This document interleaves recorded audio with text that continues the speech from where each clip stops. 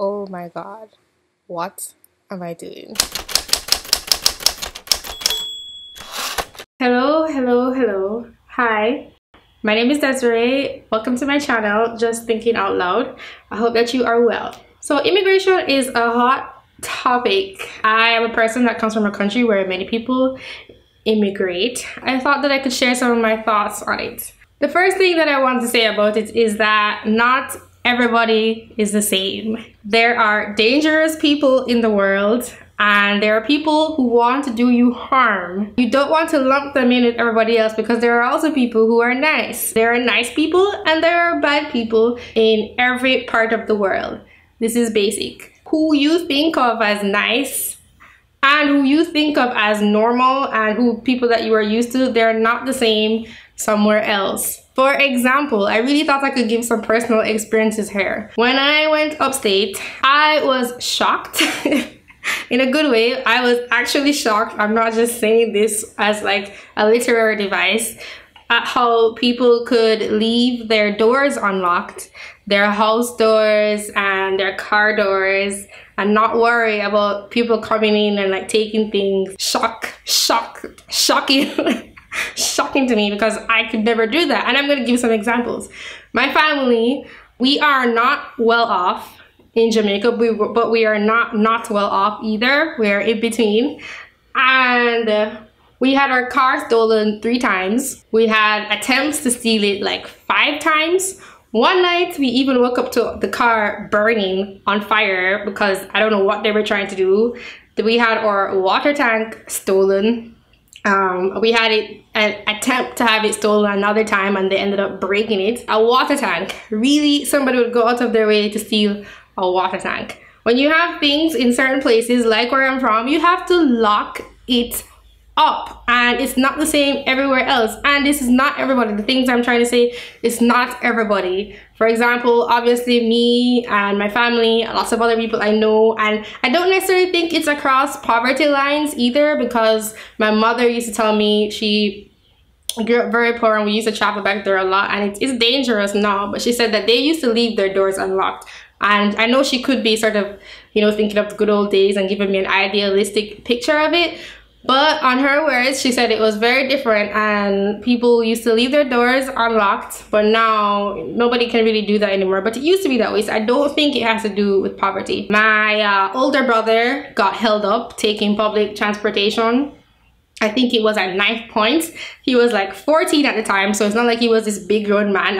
I assume that the experience was terrifying for him, and I'm sure it happens to lots of other people.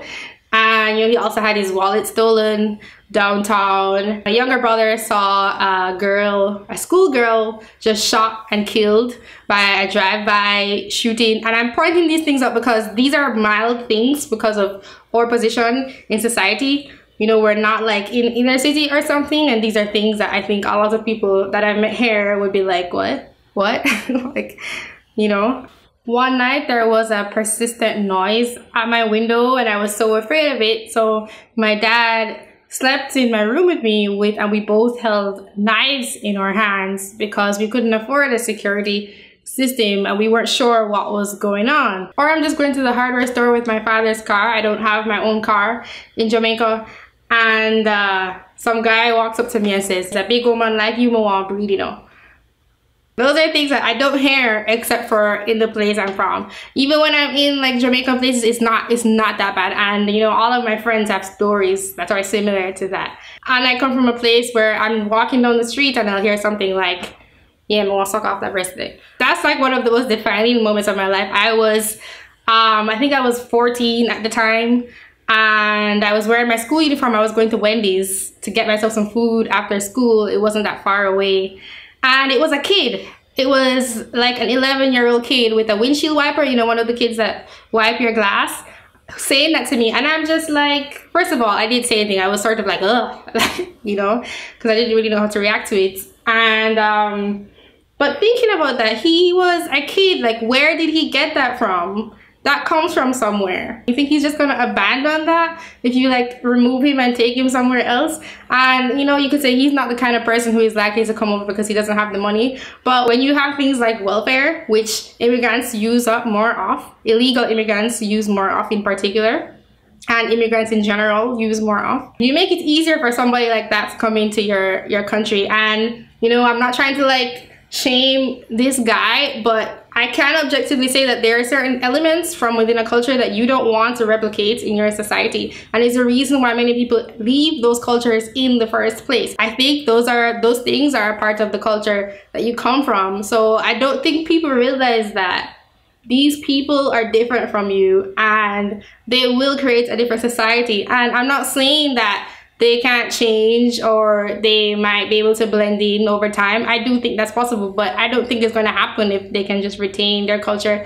And I guess the point I'm trying to make is from the point of view of the host country, I completely get that. Even as someone myself thinking, well, I want access to this opportunity, but I completely understand if somebody else wants to say no. And I think that is their right to do that. Because if I'm in my own country, or if this country becomes my country, then I would want to be able to have some sort of control, especially because it is taken from my pocket. You know, there's lots of free land, but the whole story of immigration changes when people can just get benefits from society just by being there, basically. And that's also why it's different from the immigration that was going on in the past. A lot of people are like, oh yeah, well, you know, this is the land of immigrants, and that may be true, but it does not work the same way when the welfare state is involved. I know where I'm coming from, and I know that not everybody is nice, and I know that it's not everybody that you would want to bring into your society. And I do think that people can bring that with them, and if they're allowed to not assimilate into the greater culture,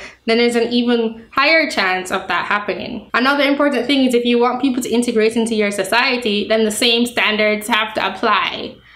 The same standards have to apply to them, and the first standard is the rule of law. To me, this is really obvious. That's the first standard. I'm sorry, but not everybody is the same. You have to discriminate between them. I think it's great that you want to help people. I think it would be even better if you actually help them yourself. So when you want to, you know, create change in society, you feel the immediate effects and not just outsource it to others through money or through location of where those people end up going. There are different societies out there that you can't think of it in your head because that's not what you're used to. Maybe just abstractly, but it's not the same as having experienced it. So you know what it's like, and you know where it comes from, and you know that you don't want that around you. And it's not the land, it's not the trees, it's not the dirt on the ground that's doing these things that make it a place other people don't want to be in. It's the people who are doing it. And it's not just because they're being oppressed, etc. I think that everybody has a choice, and that there are people who grow up in abject poverty and move out of that and don't do the same thing. I do think some sympathy is important for people's struggle, but it doesn't matter to the topic about immigration because you still don't want to create that in your society. It's not the air, it's not the birds, it's not the water, it's not the ground, it's not the trees, it's the people who do these things. And it's the people that you are bringing in. And like I keep saying, it's not everybody, it is not everybody. I wouldn't even say it's the majority of people. You only need a certain amount for it to become a certain way. And then if you're afraid of applying the law equally because you're afraid of, you know, one group being represented more rather than just keeping society safe, which should be the goal, then I'm not sure why you would be so interested in bringing lots of people in without first discriminating between them. So those are just my primary thoughts. I just wanted to, you know, share some of my experiences and why I get the debate that's happening, and I think that illegal immigration is a problem. To me, it's like so obvious. And if you want to help people, then just do it the right way. Subscribe, leave a comment, consider supporting me, and I will talk to you soon. Have a great day. Goodbye.